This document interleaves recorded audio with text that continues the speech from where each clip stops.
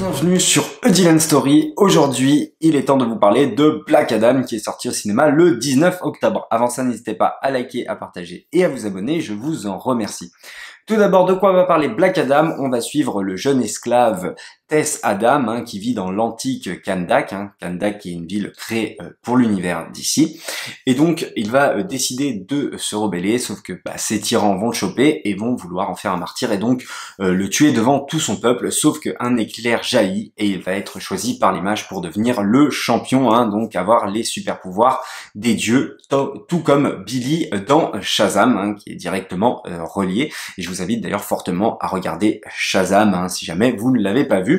Et du coup, il ne va pas s'en servir malheureusement pour en faire le bien, en tout cas à moitié, puisque oui, il va tuer les tyrans, mais justement en les tuant. Pas en faisant le bien, il va vraiment tout défoncer, et donc il va se faire emprisonner, pas une prison comme on en a aujourd'hui bien sûr, une prison magique, comme un espèce de tombeau d'ailleurs.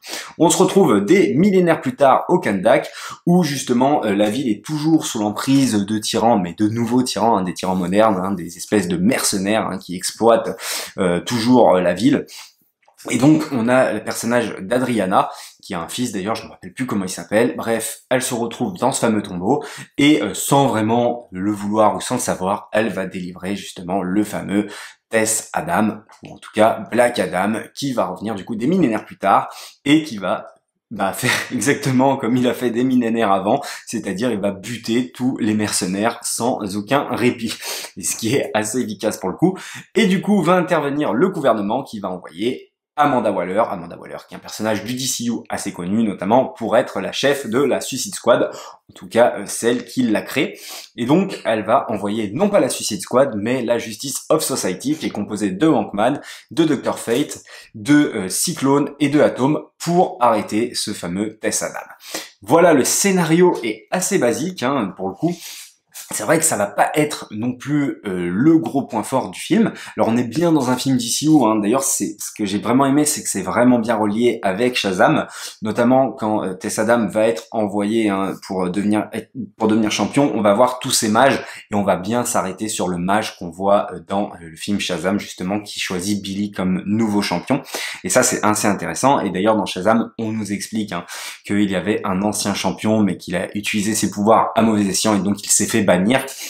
Donc ça rejoint directement l'histoire de Tess Adam, et ça c'est assez intéressant. D'ailleurs pour ceux qui n'auraient pas vu Shazam, je vous invite fortement à le regarder parce que c'est un très bon film. Et donc le deuxième chose qui relie Black Adam au DCU, c'est évidemment Amanda Waller. Et là, pour moi, c'est un petit bémol parce que Amanda Waller est plutôt connue parce qu'il y a énormément de monde, même ceux qui n'ont pas regardé tous les DCU, qui ont vu justement Suicide Squad, le premier, je parle bien parce que le Suicide Squad 2, malheureusement, qui est bien meilleur que le premier, n'a pas été énormément vu. Ils vont confondre, en fait, même si on répète bien que c'est Justice of Society et que c'est pas la Suicide Squad, d'ailleurs on précise pas que c'est pas la Suicide Squad, mais on dit bien que c'est Justice of Society, les gens vont pouvoir confondre est-ce que c'est des mecs de la Suicide Squad ou non, des anti-héros. Et d'ailleurs j'avais mon frère avec moi qui me disait mais du coup eux c'est des mecs de la Suicide Squad, je disais non, rien à voir. Donc ça c'est vrai que c'est un petit peu ambigu, un petit peu mal amené, et surtout qu'on ne présente pas vraiment en détail les personnages. Alors, il y a un arrêt sur image, d'ailleurs un peu comme dans Suicide Squad premier, où on présente leurs pouvoirs, machin. Mais je trouve que c'est vraiment rapide, expédié malheureusement, alors que je pense qu'on aurait pu un petit peu plus s'y attarder. Malgré tout, on choisit de plus s'attarder sur l'histoire de Black Adam au départ, parce que vraiment les 10-20 premières minutes, c'est vraiment excellent de ce côté-là, je trouve, au niveau de l'histoire de Black Adam. Alors, le film, il y va à 200%. Le scénario n'est pas incroyable, certes, mais par contre, les 2 heures, vous ne les voyez pas passer. C'est bourré d'action, franchement. Ça y va à 200 à l'heure. Ça, c'est vraiment cool, je trouve. Il y a vraiment pas de temps mort. Et voilà, franchement, on est sur un film vraiment excellent et qui respecte bien ses personnages, je trouve. Notamment Black Adam, qui est vraiment un anti-héros qui ne va pas hésiter à buter la moindre personne. Et d'ailleurs, ça donne des scènes vraiment excellentes où on va avoir des scènes au ralenti avec une musique mais vraiment bien choisie, où il va défoncer les mecs un par un, mais c'est vraiment stylé, je trouve. D'ailleurs, ça m'a rappelé un petit peu la mise en scène de Zack Snyder, notamment dans Man of Steel, Notamment quand Superman affronte Zod et qui détruit tous ces bâtiments, bah là ça va être un petit peu pareil avec Black Adam, sauf bah pas dans Metropolis, hein, mais dans le désert au Kandak. Et donc ça c'est vraiment assez stylé je trouve, et c'est un vrai point fort du film.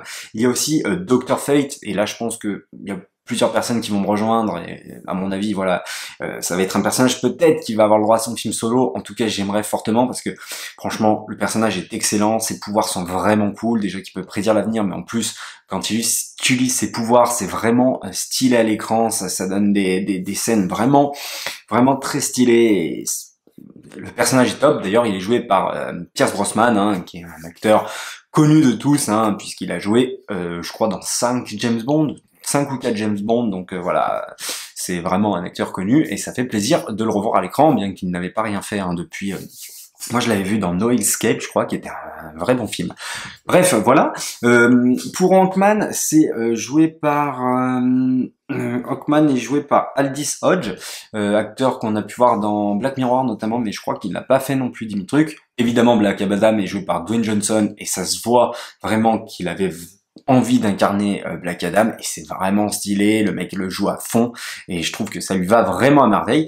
Malheureusement, pour le personnage de Cyclone et Atom, là c'est un petit peu plus décevant justement. Déjà qu'on ne nous présente pas vraiment la Justice of Society, en tout cas c'est très vite expédié.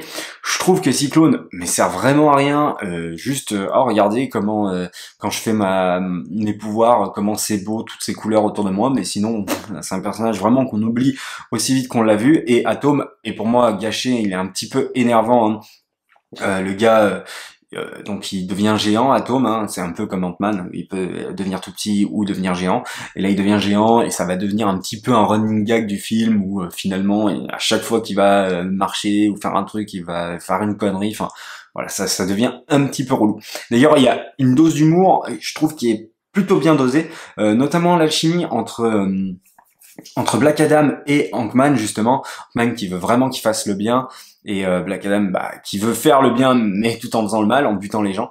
Et donc il va y avoir quelques délires là-dessus, et ça c'est plutôt pas mal. Ensuite je vais partir dans une partie, je pense, un peu plus spoiler, hein. On va avoir un méchant à la fin qui est assez stylé, je trouve. D'ailleurs ça part un peu... ça part plutôt loin, enfin, ça va jusqu'au bout de ces délires, donc c'est plutôt cool. Mais ça, je vais en parler dans la partie spoiler. Donc moi, pour vous dire, j'ai bien aimé le film, je lui mets 3,5, et même j'ai hâte de le revoir, parce que franchement, j'ai passé vraiment un excellent moment. Juste avant de partir sur la partie spoiler, excusez-moi, je voulais parler du réalisateur qui est Jomnet Serra, Colette Serra, pardon. Jomnet Colette Serra, c'est ça. Et donc c'est un réalisateur qui avait fait 2 films d'horreur au début, dont Esther, hein, qui est extrêmement connu et plutôt bien aimé. Ensuite il était parti sur 4 films d'action avec Liam Neeson, dont Non-Stop, un film dans un avion qui était plutôt pas mal. Les autres, je crois que je les ai pas vus. Et dernièrement il avait fait avec Dwayne Johnson Jungle Cruise, voilà, pour Disney. Et d'ailleurs je me demande, vu la place qu'il a aujourd'hui, Dwayne Johnson, hein, putain, le mec, il a décidé qu'on devait écouter la parole des fans, donc on écoute la parole des fans, et DC lui dit ok, d'accord, pas de problème.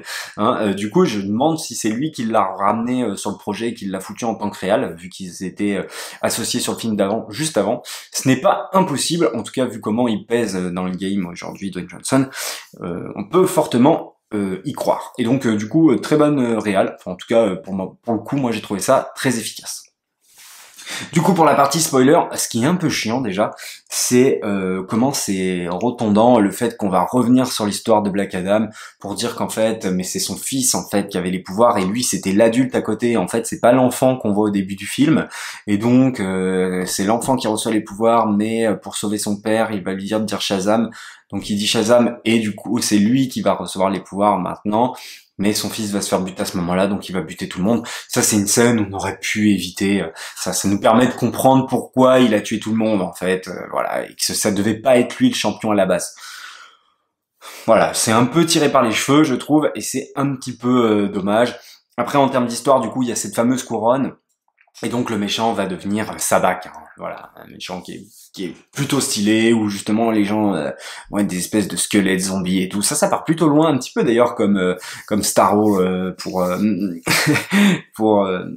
pour The Suicide Squad où ça partait en mode kaiju à la fin, là c'est un petit peu pareil, il y a des squelettes, l'autre c'est un démon et tout, et les scènes c'est vraiment des scènes ultra stylées. D'ailleurs c'est assez bizarre, je sais pas si ça vous a pareil, mais au moment où Black Adam se fait enfermer, moi je croyais qu'on avait torché le film, c'était fini, ça y est, bon bah voilà, Black Adam il a décidé de dire Shazam, il a enlevé ses pouvoirs, on va l'enfermer, tout ça. Et non, il va revenir, et donc c'est assez stylé. Je voulais parler aussi de la mort de Dr. Fate. C'est possible que le jeune, le fils d'Adrian, devienne le Dr. Fate White, je crois que c'est fortement probable. Ou alors, est-ce que Pierce Brosnan pourrait revenir dans le rôle? Je sais pas. En tout cas, peut-être un spin-off juste avec lui, et ça serait fortement intéressant. On sait déjà qu'il va y avoir normalement une suite pour Black Adam. Et évidemment, il y a cette scène post-générique, parce que The Rock pèse dans le game, Dwayne Johnson, et donc on a le retour de Henry Cavill en tant que Superman, et ça franchement je vous cache pas mon plaisir, parce que j'adore Henry Cavill dans le rôle de Superman. Superman n'est vraiment pas mon préféré héros, mais pour le coup je trouve que voilà, il le portait à merveille. Et par contre du coup ça nous dit qu'il va y avoir un Man of Steel 2, mais est-ce que c'est réalisé par Snyder ou non? Voilà, ça c'est quelque chose qu'il faudrait savoir. Donc dans l'ensemble, moi j'ai passé un bon moment. Il y a quelques points quand même, c'est pas le film de l'année non plus, mais franchement moi je vous cache pas mon plaisir. En plus on voit des héros d'ici qu'on ne voit pas souvent, même si pour certains ils sont sous-développés. Voilà, on commence à avoir beaucoup de personnages de DC, n'empêche, notamment grâce à The Suicide Squad aussi, qui avait mis pas mal de personnages en place. Donc voilà, des personnages de DC, et ils sont beaucoup moins connus, je pense, que les héros de Marvel. Donc moi, ça me fait fortement plaisir de les voir. Et voilà, je vous cache pas mon plaisir d'avoir vu ce film. Je lui mets 3,5, mais en vrai, ça pourrait être 4. Enfin voilà, j'ai vraiment kiffé, et c'est bourré d'action, donc je vous invite fortement à aller voir Black Adam. N'hésitez pas à vous à me dire ce que vous en avez pensé dans les commentaires, à liker, à partager, et puis comme d'habitude, on se dit à la prochaine pour une prochaine histoire.